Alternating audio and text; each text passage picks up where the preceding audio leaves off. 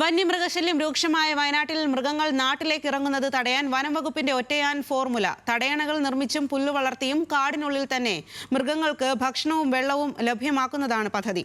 Wayanad Irulam forest station പരിധിയിൽ 17 ഇടങ്ങളിൽ ഇതിനോടകം പദ്ധതി വിജയകരമായി നടപ്പാക്കി കഴിഞ്ഞു.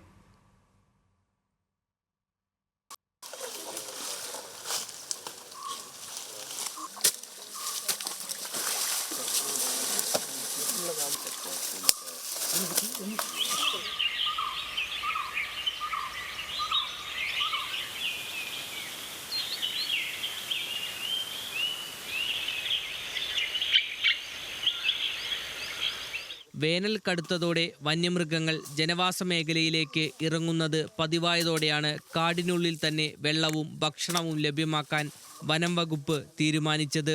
വയനാട് ഇരുളം ഫോറസ്റ്റ് സ്റ്റേഷൻ പരിധിയിലെ 25 ഇടങ്ങളിൽ പദ്ധതി നടപ്പിലാക്കാനാണ് തീരുമാനം. ഇതിനോടകം 17 ഇടങ്ങളിൽ പദ്ധതി പൂർത്തീകരിച്ചു. വനമേഖലയിൽ തടയണയും സമീപത്ത് തന്നെ പുല്ലു വളർത്തി ഭക്ഷണവും ലഭ്യമാക്കുന്നതാണ് പദ്ധതി. വെള്ളം ഒഴുകുന്ന ഇടങ്ങൾ കണ്ടെത്തി നിർമ്മിക്കുന്ന തടയണകൾ മഴക്കാലത്ത് ഒഴുകിപ്പോകും വിധമാണ് സംവിധാനം. പൂർണ്ണമായും കാട്ടിൽ നിന്ന് ലഭിച്ച വസ്തുക്കൾ ഉപയോഗിച്ച് വനം വകുപ്പ് ഉദ്യോഗസ്ഥർ തന്നെയാണ് ഉദ്യമം നടപ്പിലാക്കുന്നത്.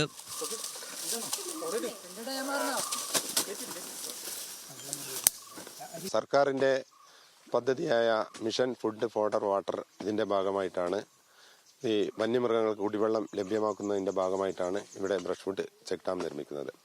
ഇത് കാട്ടിൽ ലഭ്യമായ തടികളും ഇലകളും മണ്ണൊക്കെ ഉപയോഗിച്ചിട്ടാണ് ഇത് നമ്മുടെ സ്റ്റാഫ് തന്നെ ഇവിടെ നിർമ്മിക്കുന്നത്.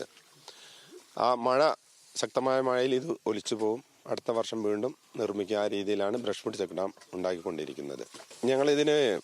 ഇതിൻ്റെ സ്റ്റഡി ചെയ്യാൻ വേണ്ടിയിട്ട് ക്യാമറ ട്രാപ്പുകൾ സ്ഥാപിച്ചിട്ട് അതിൻ്റെ പരിശോധിച്ചപ്പം മൃഗങ്ങൾ വന്ന് വെള്ളം കുടിക്കുന്ന വീഡിയോസൊക്കെ കിട്ടിയിട്ടുണ്ട്.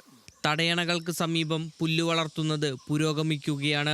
ഇടവിട്ട ദിവസങ്ങളിൽ പുല്ല് മോട്ടോർ ഉപയോഗിച്ച് നനയ്ക്കുന്നുണ്ട്. ഒരാഴ്ച കൊണ്ട് പുല്ല് കൂടുതൽ വളരുന്നതോടെ മൃഗങ്ങൾക്ക് തടയണകൾക്ക് സമീപത്ത് ഭക്ഷണവും ലഭ്യമാകും. നിലവിൽ ഇരുളം സ്റ്റേഷൻ പരിധിയിൽ നടപ്പാക്കിയ പദ്ധതി വിജയകരമായതോടെ കൂടുതൽ ഇടങ്ങളിലേക്ക് വ്യാപിപ്പിക്കാനാണ് വനം വകുപ്പ് തീരുമാനം. വന്യമൃഗശല്യമേറിയ വയനാട്ടിൽ ഏറെ ശാശ്വതമായ ഒരു പദ്ധതിയായിട്ടാണ് വനം വകുപ്പ് ഇതിനെ വിലയിരുത്തുന്നത്.